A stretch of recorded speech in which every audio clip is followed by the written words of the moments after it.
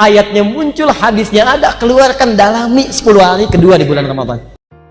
Assalamualaikum warahmatullahi wabarakatuh. Dapatkan rangkuman ceramah dari para ustadz terbaik yang kaya akan ilmu di Ruang Ustadz dengan cara klik like, subscribe, serta aktifkan tombol loncengnya.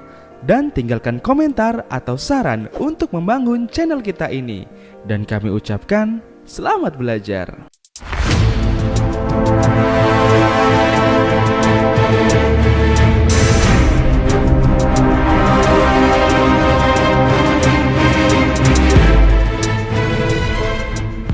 Coba antum baca Al-Fatihah sehari 10 kali, 11 kali?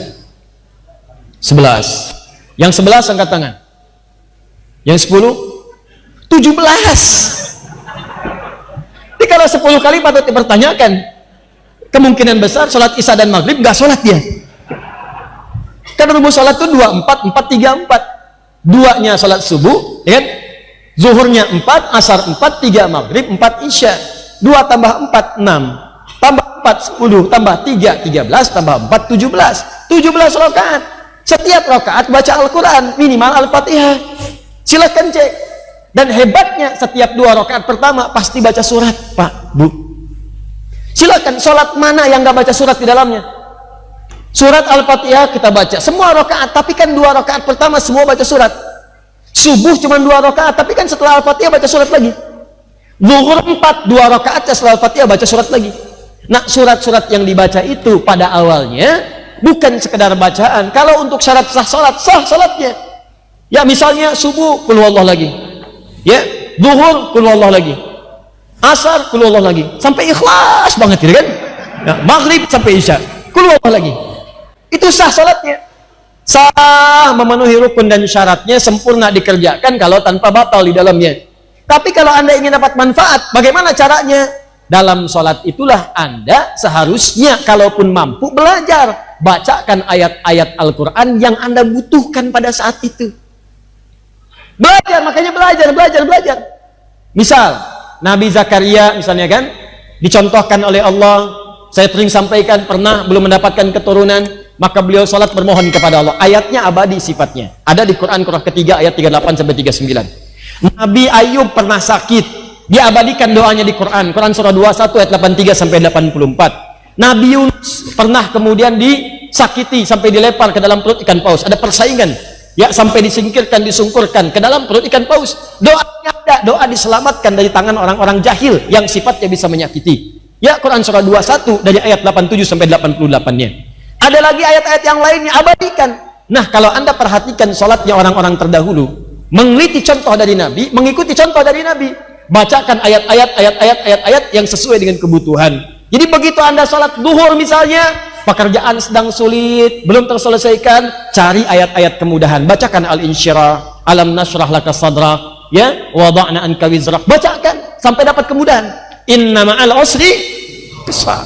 Ada orang-orang menjahili, bangun sholat malam, bacakan ayat-ayat tahajud, Al-Isra ayat 78 misalnya, dari ayat 79 sampai dengan 80-nya, ya. Wa minal laili fatahajjat bihi nafilatan laka asa yab'atsaka rabbuka maqaman mahmuda. Begitu sujud minta, ya Allah berikan jalan keluar yang baik. Ya Allah berikan solusi yang terbaik. Ya Allah lindungi hamba darimu saja dari tangan orang-orang jahil. Minta, sujud minta dikabulkan. Jadi seperti itu caranya. Rumah tangga ada masalah, baca An-Nisa ayat 34 sampai 35. Minta solusi. Sujud minta, selesai masalah. Walaupun solusi belum turun, minimal hati kita tenang. Nah, ini kan yang dibaca dari subuh sampai isya, An-Nas lagi. Nal jinnati wan nas, ya malam mimpinya ketemu jin terus, wajar lah gitu ya. Ini poinnya. Jadi ini kita keluarkan nih tilawah saat Ramadan. Tidak usah banyak-banyak, jangan semua topik harus dipahami. Kan Anda tidak dituntut untuk menyelesaikan semua persoalan hidup. Anda tidak dituntut untuk menyelesaikan semua masalah yang Anda hadapi, itu yang keluarkan solusinya. Jangan jauh-jauh, masalah punya orang Anda yang pikirin, ya kan? Baik, sekarang kita sambungkan. Nanti saya sebutkan satu-satu ya. Kita ambil misalnya tema, di sini ada keluarga, di sini ada pekerjaan, di sini ada masalah sosial dan yang lainnya. Paham? Ini konsepnya dulu ya, konsepnya. Targetnya apa? Setelah itu teliti ayat-ayatnya di Quran. Buka indeks. Kalau tidak tahu, tanyakan ustadz yang tahu. Orang yang pakar di bidangnya. Ya, pahami dengan baik, keluarkan ayatnya. Yang sakit, keluarkan ayat-ayat tentang kesembuhan. Khusus Ramadan, minta kepada Allah. Minta. Malamnya bangun, sujud, minta solusi, minta obatnya dari Allah Subhanahu wa Ta'ala. Keluarkan ini, keluarkan ayatnya. Setelah itu, jarang orang tahu. Yang ini tadi mushaf, terus terjemah, ada tafsirnya. Kalau bisa antum carikan supaya tidak salah memahami sendiri, ada syarahnya atau yang menjelaskan. Antum bisa cari di YouTube atau di Google misalnya, atau tanyakan pada ustadz-ustadz, sekiranya antum bisa menanyakan maksud yang antum sulit untuk pahami. Jelas? Setelah itu, nah, cari til penjelasannya di hadis. Itu rahasianya. Hadis. Yang ini petunjuk umumnya, yang ini detil penjelasannya. Saya langsung referensikan kitab hadisnya. Cari kitab hadis namanya Al-Jami', boleh ditulis? Al-Jami', agak panjang ini ya, agak panjang. Al-Jami' As-Sahih Al-Musnad, Al-Jami' As-Sahih Al-Musnad Al-Mukhtasar, Al-Mukhtasar min umuri Rasulillah sallallahu alaihi wasallam. Al-Jami' As-Sahih, cek lagi, Al-Musnad Al-Mukhtasar min umuri Rasulillah sallallahu alaihi wasallam. Sudah? Wasunanihi wa ayyamihi, wasunanihi wa ayyamihi. Kalau terlampau panjang tulis aja Sahih Al-Bukhari. Ya. Kalau terlampau panjang tulis Sahih Al-Bukhari. Ya. Kalau kepanjangan Sahih Al-Bukhari.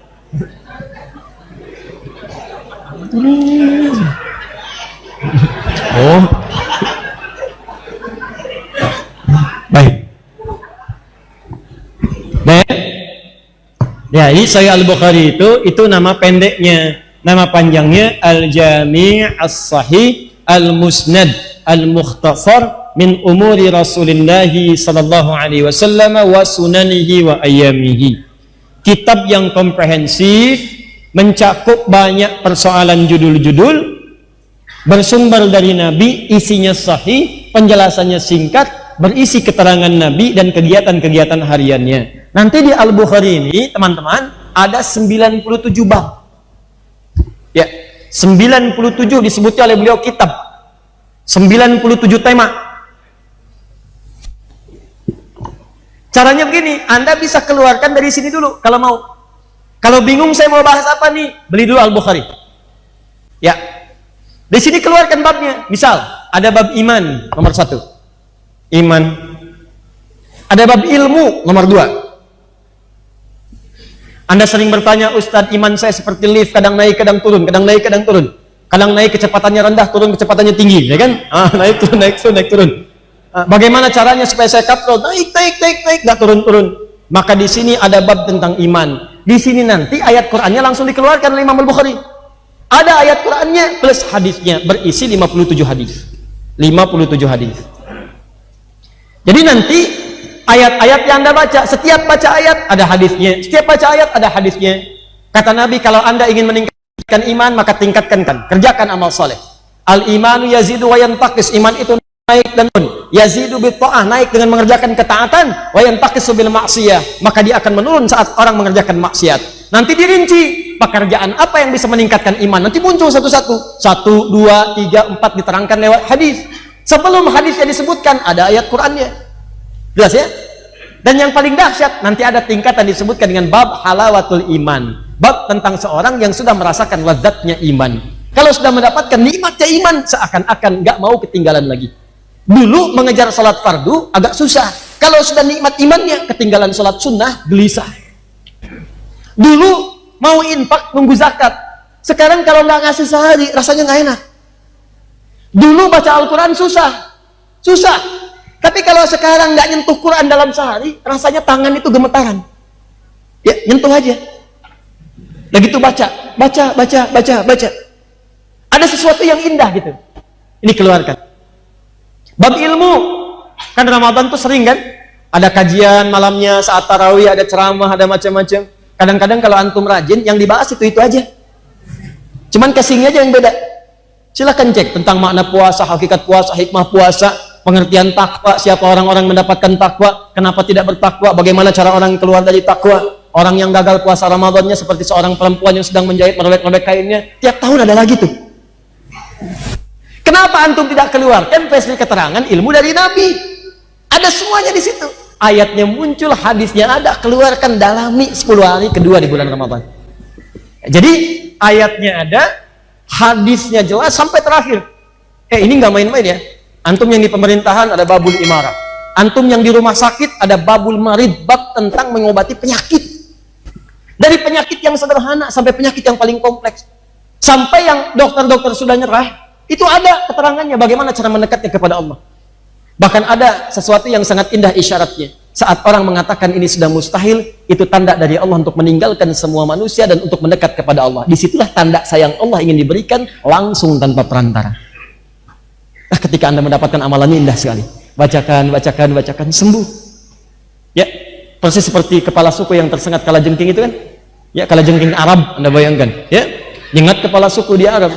Sudah sekarat keadaannya. Dokter, tabib sudah angkat tangan semua. Lu bertemu dengan kalangan sahabat, dikatakan insya Allah, dibawa, dibacakan Al-Fatihah, sekali baca sembuh, sekali baca, tanpa diulang, tanpa menggunakan apapun sembuh.